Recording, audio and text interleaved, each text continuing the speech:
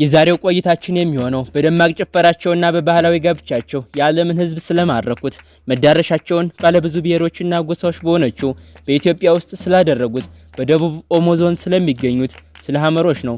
ይህ ኢትዮ ዩኒቨርሳል ቲዩብ ነው። ሰብስክራይብ በማድረግ እንድትከታተሉን። የሐመር ጎሳዎች ታሪክና አሰፋፈራቸው መኖሪያቸውን በደቡብ ኢትዮጵያ በኦሞ ሸለቆ ውስጥ በቱርካን ሐይቅ አቅራቢያ ይገኛሉ። ዋና ከተማቸውም ቱርሚ ትባላለች። ቋንቋቸውም የሐመረኛ ቋንቋ ተናጋሪ ሲሆኑ ቋንቋው በኦሞቲካዊ የኦሞቲክ የቋንቋ ቤተሰብ ውስጥ ይመደባል። መተዳደሪያቸውም በዋናነት ከብት አርቢዎች ቢሆኑም በቆሎና ማሽላ በማምረት በከፊል አርሶ አደርነትም ይተዳደራሉ። ማር በመሰብሰብም ትልቅ ስፍራ ይዛሉ። አንድ ለአቅመ አዳም የደረሰ ወጣት ጋብቻ ከመፈጸሙ በፊት አስቀድሞ ለጥሎሽ የሚሆኑ ከብቶችን በግሉ ማርባት፣ ቀፎ ሰቅሎ ማር መቁረጥ፣ ጎጆ መቀለስ፣ መገረዝ፣ ከብት መዝለል በምንም መልኩ የማይታለፍ ባህላዊ ግዴታዎች ናቸው። ኡኩሊ ለአቅመ አዳም የደረሰና ከብት ለመዝለል ዝግጁ የሆነ የሐመር ወጣት የሚጠራበት የማዕረግ ስም ነው። አጭር ዱላ ከወገቡ ላይ ከወደ ጀርባው በኩል ይሸጉጣል። ከወገቡ በላይም ራቁቱን ይሆናል። ኡኩሊ ከብት በሚዘልበት ዕለት ስርዓቱን በሚፈጸምለት ስፍራ ላይ በቅርብም ይሁን በሩቅ ያሉ ዘመዶቹ እንዲገኙ የመጥራት ኃላፊነት አለበት። ይህ ኃላፊነቱም የኡኩሊው መንፈሳዊና አካላዊ ጥንካሬ የሚለካበት አንዱ መንገድ እንደሆነ ይነገራል። በዚህ ጥሪ መሰረትም ዘመዶቹ ስርዓቱ በሚፈጸምበት ቦታና ዕለት ከሩቅም ከቅርብም ተሰባስበው ይመጣሉ። የከብት መዝለል ባህላዊ ስርዓት ከመጀመሩ አስቀድሞ በስርዓቱ ላይ በብሔረሰቡ የተለመደው የግርፋት ስርዓት ይከናወናል። የሚገረፉት የከብት ዘላዩ የቅርብ ዘመድ የሆኑ ሴቶች ሲሆኑ ገራፊዎቹ ደግሞ የኡኩሊ ጓደኞች ወይም አጃቢ የሆኑት ወንዶች ናቸው። ይህን የሚያደርጉትም ወንድማቸው ከብት ለመዝለል በመብቃቱ የተሰማቸውን ከፍተኛ ደስታ ለመግለጽ እንደሆነ ይነገራል።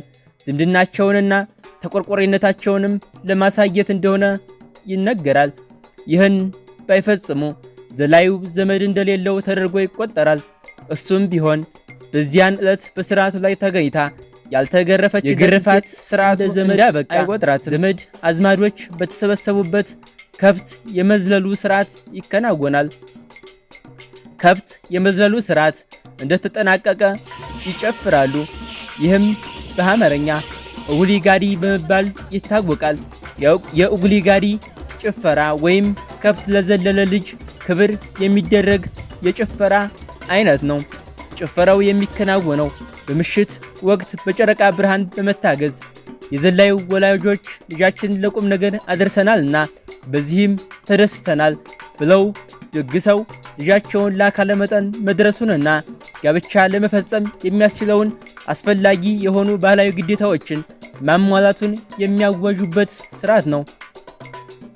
ኡኩሊው ከብት ከዘለለ በኋላ ማዝ የሚባል የማዕረግ ስም ይሰጠዋል። ማዝ ከኡጉሊ ጋዲ ስርዓት ማግስት ጀምሮ ሚስት እስከሚስታጭለት ድረስ ከስጋ ከማርና ከወተት በስተቀር እህል አይበላም ወይም እንዲበላ ባህላዊ ሕጉ አይፈቅድለትም። በዚህም ሁኔታ እስከ 3 ወር ሊቆይ ይችላል። እህል መቅመስ የሚችለው ሚስት ሲያጭ ብቻ እንደሆነ ይነገራል። ለእሱ የምትሆነውን የሚያጭለትና የሚመርጥለት ወላጅ አባቱ ነው። አባቱ ጥሩ ሚስት ትሆነዋለች ብሎ የመረጠለትን ልጃገረድ በይፋ እስከሚነግረው ድረስ ማዝ ወደፊት በሚያገባት በጮኛው አንገት ላይ በሚያሰላት በድኩላ ቆዳ በተሰራ ቀበቶ ወገቡን በማሰር ረሃቡን ያስታግሳል እንጂ እህል አይቀምስም። አባት ምርጫውን ይፋ ካደረገ በኋላ የልጅቷን ወላጆች ፍቃድ ለማግኘት ሽማግሌ ይልካል። የልጅቱ ወላጆች ጋብቻውን ከፈቀዱ ማዝ እና ጮኛው በአንድ ማዕድ ላይ ቀርበው እንዲጎራረሱ ይደረጋል። ከመጎራረሳቸው በፊት ግን ቢኛሬውን ከጮኛው አንገት ላይ በማድረግ ያጫታል ወይም የቃል ኪዳን ማሰሪያ ቢኛሬውን ከጮኛው አንገት ላይ በማድረግ ያጫታል ወይም የቃል ኪዳን ማሰሪያ ያደርግላታል። ይህ ከሆነ በኋላ ከበሬታ ስለሚሰጣት ማንም ወንድ ቀና ብሎ አያያትም። ማዝ ካጨ በኋላ ዶንዛ የሚል ሌላ የማዕረግ መጠሪያ ይሰጠዋል። በሐመር ብሔረሰብ ከአንድ በላይ ሚስት ማግባት የተለመደ ነው። ይህን የሚወስነው አግቢው ያለው የከብትና የሀብት መጠንና የመጀመሪያ ሚስቱ መልካም ፈቃደኝነት ነው። ኢቫንጋዲ የሐመር ብሔረሰብ የሚታወቅበት ባህላዊ ጭፈራ ነው። ኢቫንጋዲ ማለት ደግሞ ጭፈራ የሚል ትርጉም አለው። ኢቫንጋዲ በአዝመራ ወቅት በስራ የደከመን አእምሮና አካል ለማዝናናት ሲባል የሚደረግ ባህላዊ ጭፈራ ሲሆን የሐመር ወጣት ወንዶችና ልጃገረዶች ብቻ የሚሳተፉበት፣ ከማህበራዊ ህይወት ጋር የሚተዋወቁበት፣ አዳዲስ ባህላዊ ዘፈኖችንና የአጫጭር ስልቶችን የሚቀስሙበት አጋጣሚም ነው። ጭፈራው በ3 ቀን አንዴ በሐመር መንደሮች በምሽት ጨረቃ ይካሄዳል።